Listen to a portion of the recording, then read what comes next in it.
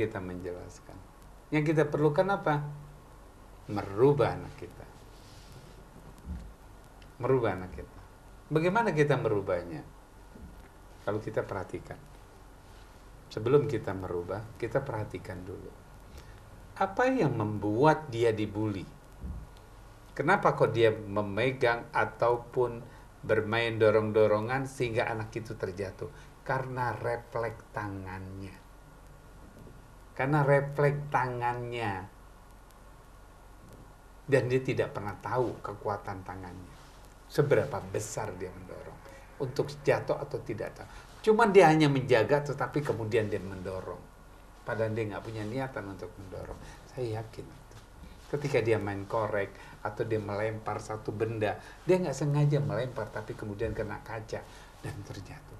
Namun karena dia dimarahi, domelin, awas yang lempar kaca ya, yang terpikir, yang terpola adalah disuruh melempar kembali, maka dia melempar lagi. Oke. Jadi yang kita lihat, yang kita perhatikan bukan memberikan penjelasan, oh anak saya begini, nggak perlu. Tapi bagaimana merubah anak kita agar supaya anak kita tidak terbuli lagi. Oke. Jangan salahkan anak kita. Jangan sering disalahkan anak kita.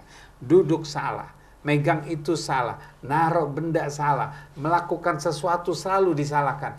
Ini yang terjadi, anak-anak kita dibully. Kalau kita sering menyalahkan anak, maka dia minta disalahkan oleh teman-temannya. Bagaimana dia minta disalahkannya? Dia lemparkan sesuatu, dia ganggu temannya sehingga nanti disalahkan, mengambil barang temannya kemudian ditaruh ke tempat yang lain karena dia pengen disalahkan. Karena dia sudah terbiasa, terpola, terlabelisasi kamu salah, maka dia akan selalu melakukan tindakan yang salah. Jangankan dia untuk salah. Ketika dia menaruh sesuatu yang salah, jangan dia disalahkan. Jangan disalahkan. Tapi tunjukkan yang baik.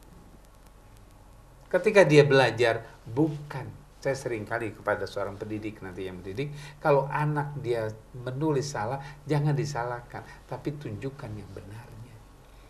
Kalau nomor 3 salah, jangan dikatakan salah. Nomor 1-nya benar. Tunjukkan nomor 1 kamu benar, nah.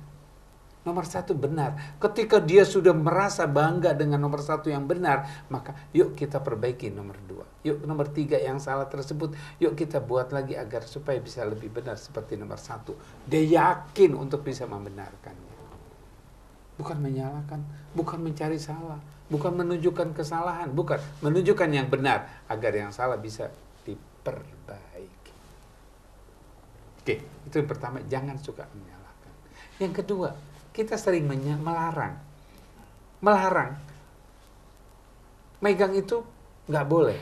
Mendekatkan itu, megang ini nggak boleh. Anak yang selalu dilarang, megang ini nggak boleh, megang itu nggak boleh, selalu dilarang. Ya, maka si tangan itu tidak pernah terinstruksi oleh pikirannya. Maka dia akan jalan sendiri. Karena ketika dia kepingin memegang satu benda, terpikirkan, dia ingin melihat, dia pengen tahu apa itu bendanya, tapi kemudian kita hambat, maka si anak itu tidak pernah bisa bisa melakukan instruksi dari pikirannya. Selalu hambatan yang terjadi. Ajarkan dia untuk bisa memegang, ajarkan dia untuk bisa melakukan sesuatu untuk dirinya, maka ajarkan dia untuk bisa menginstruksikan dirinya. Saya ingin makan, saya ingin memegang, saya ingin melakukan ini, saya ingin melakukan itu. Ajarkan anak kita untuk menginstruksikan dirinya dengan kita memberikan instruksi-instruksi yang baik buat anak kita. Insya Allah anak kita tidak akan bisa dibully lagi dengan anak-anak. Oke.